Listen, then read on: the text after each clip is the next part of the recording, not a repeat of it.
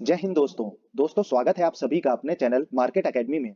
दोस्तों, आज की इस वीडियो में हम एक और अपकमिंग आईपीओ जो कि 14th of November means next week Monday को ओपन होने जा रहा है, उसका डिटेल एनालिसिस करने वाले हैं। दोस्तों, कंपनी का नाम है कीस्टोन रियल्टर्स लिमिटेड, जिसे रुस्तम जी के नाम से भी जाना जाता है।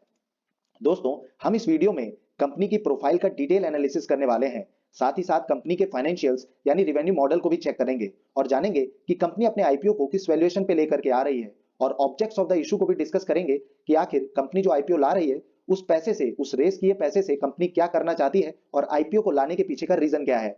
और दोस्तों, आईपीओ के रिगार्डिंग सारी डिटेल्स जैसे इंपॉर्टेंट डेट्स या करंट जीएमपी और यह कंपनी कितने लिस्टिंग गेन्स दे सकती है, सब कुछ इसी वीडियो में कवर करेंगे। तो दोस्तों, ये वीडियो बहुत ही ज्यादा इंफॉर्मेटिव होने वाला है, तो प्लीज इसे लास्ट तक जरूर देखें। और हाँ, अगर आप पहली बार चैनल से जुड़े हैं तो चैनल को सब्सक्राइब करना और वीडियो को लाइक करना ना भूलें। चलिए दोस्तों, स्टार्ट करते हैं। सबसे पहले बात कर लेते हैं कंपनी प्रोफाइल की कि आखिर कंपनी काम क्या करती है। Friends, Rustam ji is incorporated in year 1995 and Keystone Realtors Limited is one of the prominent real estate developer। दोस्तों, यह एक रियल एस्टेट की कंपनी है जिसका मेनली काम है construction, development and other real estate related activities. और दोस्तों, इसने अब तक 32 प्रोजेक्ट्स कंप्लीट किए हैं। अभी करेंटली ये 12 प्रोजेक्ट्स पे काम कर रही है और 21 ऐसे प्रोजेक्ट्स हैं जो कि ऑलरेडी ऑर्डर बुक में रजिस्टर्ड हैं, जिस पे आगे चल के इसे काम करना है। और दोस्तों, ये एक मुंबई बेस्ड कंपनी है, मतलब जितने भी प्रोजेक्ट्स अब तक इसके पास थे वो सारे के सारे डेवलपमेंट रिलेटेड हो या रीडेवलपमेंट, सारे के सारे जो काम है, जो प्रोजेक्ट्स हैं, वो उसने मुंबई एरिया में ही किए हैं। और अगर रेंज की बात करें तो इसके जो प्रोडक्ट रेंज है ये काफी एक, इसमें काफी वैरायटी है, क्योंकि अफोर्डेबल भी है, मिड एंड मास भी है, एस्पिरेशनल है, premium and super premium categories के प्रोजेक्ट्स पर भी रुस्तम जी यानी कीस्टोन रियल्टर्स ने अब तक काम किया है। And keystone realtors has developed 20.22 million square feet of high value and affordable residential building. तो दोस्तों, एक काफी बड़ा एरिया इसने अब तक कवर किया है, उसको डेवलप किया है। ये काफी एक बड़ा मैसिव नंबर है, 20.22 मिलियन स्क्वायर फीट। एंड इसमें भी इसके पास काफी एक बड़ी रेंज है और वैरायटी है, क्योंकि इसने रेसिडेंशियल बिल्डिंग पर काम किया है, प्रीमियम गेटेड स्टेट्स पर काम किया है, टाउनशिप कॉर्पोरेट पार्क्स पर काम किया है, real estate spaces, school, iconic landmark and various other real estate projects. तो काफी डिफरेंट डिफरेंट प्रोजेक्ट्स पर इसने अब तक काम किया है। And friends, as a part of a business model, company is entering into a joint development agreement, redevelopment agreement with landowners or developers or society and slum rehabilitation projects which require low upfront capital investment compared to direct acquisition of land parcel। अब दोस्तों, यहीं पर एक थोड़ा सा slightly ये company different नजर आती है बाकी कंपनियों के एस्पेक्ट में जो कि रियल एस्टेट से बिलोंग करती हैं, क्योंकि यह कंपनी की जो फिलोसॉफी है काम करने की वो थोड़ी सी डिफरेंट है। ये डेवलपमेंट से ज्यादा जो फोकस है वो रीडेवलपमेंट पे करती है। मतलब खुद लैंड को ना एक्वायर करके किसी और कंपनी का अगर लैंड है तो उसके साथ जॉइंट डेवलपमेंट प्रोजेक्ट्स करती है, स्ट्रेटेजिक पार्टनरशिप करके। तो इसमें इनका मार्जिन भी काफी ज्यादा बढ़ जाता है, सिक्योरिटी भी काफी बढ़ जाती है और एक अच्छे फिगर्स फाइनेंशियली भी निकल करके आते हैं। तो यह इस कंपनी में थोड़ा सा एक अलग एस्पेक्ट है अकॉर्डिंग टू, मतलब बाकी अगर रियल एस्टेट कंपनीज के से इसे कंपेयर किया जाए।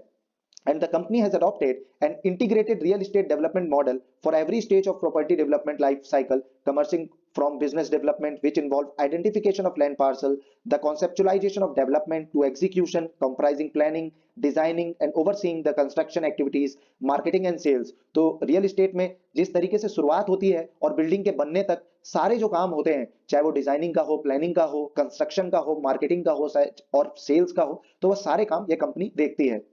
And company has developed over 280 buildings and homes for over 14,000 families। तो दोस्तों, अब तक 14,000 families को यह कंपनी घर दिलवा चुकी है। और इस तरीके के कुछ प्रोजेक्ट्स हैं जिस पर इसने अब तक काम किया है, आप इमेजेस में देख सकते हैं। और जैसा कि हमने बताया था कि ये मुंबई बेस्ड कंपनी है, जितने भी प्रोजेक्ट्स इसके हैं वो सारे के सारे मुंबई बेस्ड हैं। अब दोस्तों, बात कर लेते हैं कंपनी के फाइनेंशियल्स की, क्योंकि अगर किसी भी कंपनी में इन्वेस्ट करना है या आईपीओ में अप्लाई करना है तो जो सबसे ज्यादा जरूरी चीज होती है कि कंपनी कैसी फाइनेंशियली स्ट्रांग है या वीक है, ये चेक करना बहुत ही ज्यादा जरूरी हो जाता है।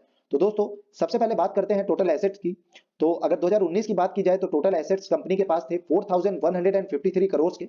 2020 में यह फिगर निकल करके आया था 4415 करोड़ के, तो इसमें ग्रोथ देखने को मिली थी। वहीं 2021 में, फाइनेंशियल ईयर 2021 में, इसमें एक डाउनफॉल देखने को मिला था और यह फिगर निकल करके आया था 3654 का। फिर जून क्वार्टर 2021 में यह बढ़ करके हो गया था 3676 का।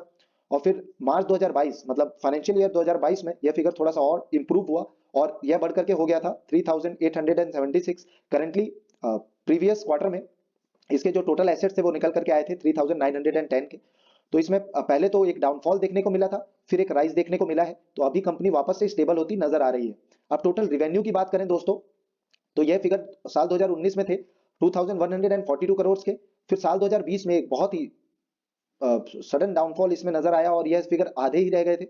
1268 करोड़ के ही टोटल रिवेन्यू इसने दर्ज किया था। और फिर मार्च क्वार्टर की बात करें साल 2021 में, तो ये इसमें फिर से एक डाउनफॉल देखने को मिला, ये फिगर फिर से कम हो गया और यह निकल करके आया था 1177 का।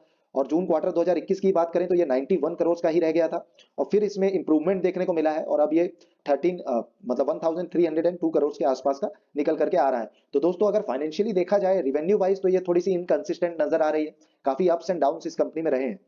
अब दोस्तों सबसे जो जरूरी फिगर हो जाता है किसी भी कंपनी को चेक करने के लिए फाइनेंशियली, वो होता है प्रॉफिट आफ्टर टैक्स, तो वो भी चेक कर लेते हैं। तो साल 2019 में दोस्तों प्रॉफिट आफ्टर टैक्स जो कंपनी ने दर्ज किया था वह था 137 करोड़ का। उसके बाद ये काफी डाउनफॉल इसमें भी नजर आया और इसमें जो प्रॉफिट देखने को मिला वह सिर्फ रह गया था 14.49 करोड़ का।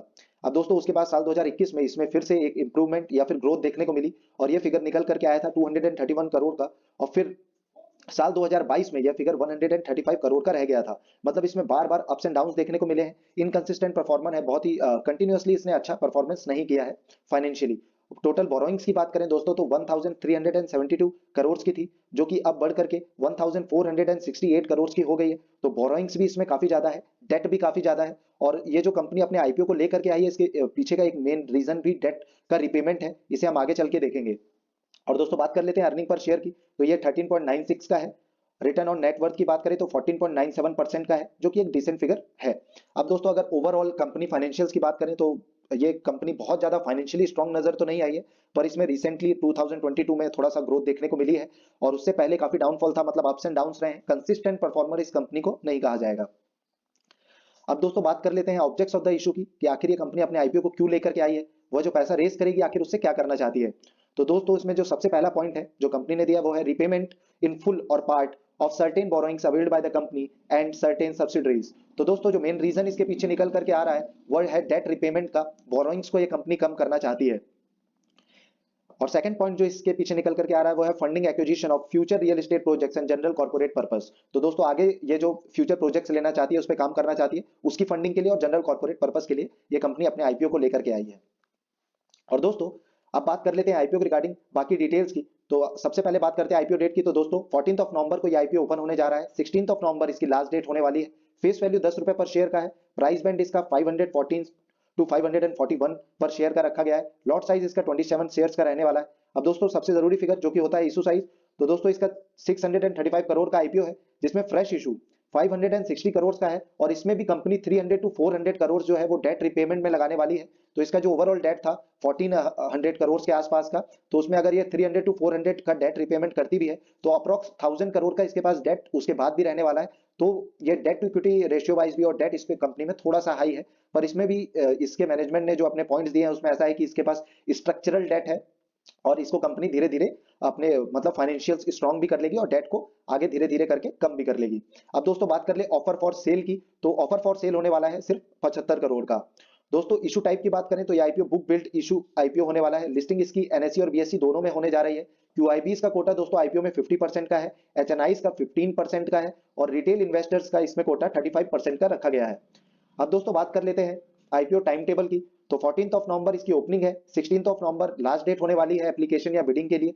अगर आपको अलॉटमेंट मिला है या नहीं मिला है वो आपको पता चलेगा 21 नवंबर को, और अगर आपको अलॉटमेंट नहीं मिलता है तो 22 नवंबर को यह आपको जो पैसे हैं वो रिफंड कर दिए जाएंगे, और अगर आपको अलॉटमेंट मिल जाता है तो 23 नवंबर को आपके डीमेट अकाउंट में यह शेयर्स क्रेडिट कर दिए जाएंगे। और दोस्तों इसकी लिस्टिंग 24 नवंबर को होने जा रही है। अब दोस्तों बात कर लेते हैं कि अगर आप रिटेल कैटेगरी से इस आईपीओ में बिडिंग या फिर एप्लीकेशन लगाना चाहते हैं तो आपको कितना अमाउंट लगेगा। तो 27 शेयर जो कि इसका लॉट साइज है उस पर बिडिंग करने के लिए एक लॉट के लिए आपको 14,607 रुपीज की जरूरत पड़ेगी। अब दोस्तों प्रमोटर्स की शेयर होल्डिंग्स चेक कर लेते हैं, तो प्री इशू में ये 96.71% की थी, जो कि आफ्टर इशू आईपीओ लाने के बाद 87.92% की रह जाएगी। तो दोस्तों ये काफी एक लार्ज नंबर है, मतलब अगर ये 50 टू 55 से ज्यादा है तो इसे काफी अच्छा साइन माना जाता है, क्योंकि प्रमोटर्स का ये भरोसा दिखाता है कि कंपनी पे कितना है। तो इसके बाद भी यह फिगर फिगर काफी एक अच्छा डिसेंट फिगर नजर आ रहा है। 87.92% की जो शेयर होल्डिंग है और स्टेक है वो प्रमोटर्स के पास ही रहने वाली है। और दोस्तों अब बात कर लेते हैं बहुत ही जरूरी फिगर जीएमपी की। इससे हमें पता चलता है कि ग्रे मार्केट में कितनी डिमांड इस आईपीओ के रिगार्डिंग देखने को मिल रही है। तो दोस्तों कीस्टोन रियल्टर्स की अगर हम बात करें तो इसका ग्रे मार्केट में अभी कुछ खास डिमांड देखने को नहीं मिली है, क्योंकि ये नेक्स्ट वीक में आईपीओ होने ओपन होने जा रहा है 14 ऑफ नवंबर को। तो शायद सैटरडे संडे से या फिर मंडे के दिन जब ये फाइनली सब्सक्रिप्शन के लिए ओपन हो जाएगा तो फिर इसमें डिमांड देखने को मिले। तो इस पे नजर रखनी होगी, ट्रैक रखना होगा, क्योंकि ये एक रियल एस्टेट बेस्ड कंपनी है और इंडिया एक डेवलपिंग कंट्री है, तो रियल एस्टेट में भी ग्रोथ की काफी अच्छी अपॉर्चुनिटीज हैं। पर अगर इसमें ग्रे मार्केट में कुछ खास डिमांड देखने को नहीं मिलती है, लिस्टिंग गेन्स के चांसेस नहीं दिखते हैं परसेंटेज वाइज, तो दोस्तों इसमें लॉन्ग टर्म व्यू से भी बाद में फर्दर लिस्टिंग के बाद इसमें इन्वेस्टिंग के लिए भी इसे ट्रैक पे रखा जा सकता है। अब दोस्तों बात कर लेते हैं बाकी जो आईपीओ अभी मार्केट में ओपन है उनके करंट जीएमपी की। तो सबसे पहले बात करते हैं आइनॉक्स ग्रीन एनर्जी की। तो इसका जो करंट जीएमपी है वो 12.31 के लिस्टिंग गेन्स दिखा रहा है। वहीं केन्स टेक्नोलॉजी इंडिया का जो जीएमपी है वो करंटली चल रहा है 14.82% का।